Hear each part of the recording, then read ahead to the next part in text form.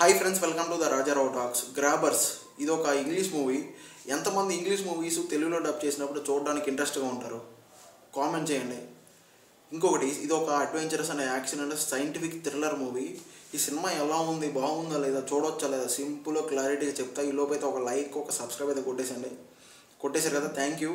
ఇంకా మన basic concept ఏంటంటే, లీన్ అండ్ లోసా అనే వాళ్ళ పేర్లు కూడా కొంచెం కన్ఫ్యూజ్, నో ప్రాబ్లం, ఆ పేర్లు వదిలేసేయండి. ఇంక వీళ్ళిద్దరు ఏం చేస్తారంటే, ఒక పోలీసులు అనమాట వీళ్ళు. ఆ సటన్ టైంలో వీళ్ళకి ఐర్లాండ్లో ఒక 2 వీక్స్ అనేది ఛార్జ్ అయితే తీసుకుంటారు. 2 వీక్స్ పోలీసులుగా.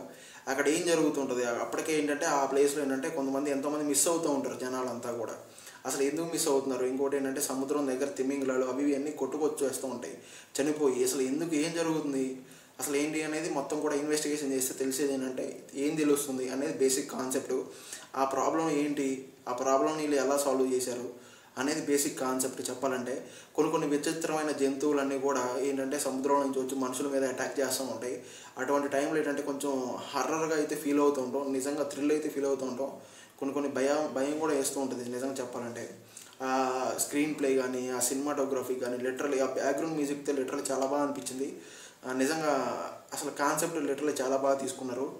వన్ టైం అయితే హ్యాపీగా ఎంజాయ్ చేయవచ్చు ఫ్రెండ్స్. నిజంగా కొన్ని ప్లేస్ ఆ డబ్బింగ్ కానీ, వాళ్ళ యాక్టింగ్ కానీ పర్లేదు, అంతా కూడా బాగానే ఉంది, చూడవచ్చు. అసలు అదైతే ఆ థ్రిల్ అవుతూ ఉంటాం కూడా చెప్పాలంటే, భయం వేస్తూ ఉంటుంది. వన్ టైం అయితే హ్యాపీగా ఫ్యామిలీతో కూర్చొని చూడండి, నో ప్రాబ్లం. ఓకేనా? నా రివ్యూ నచ్చినట్టయితే ఒక లైక్, ఒక సబ్స్క్రైబ్ కొట్టేసండి. Thank you.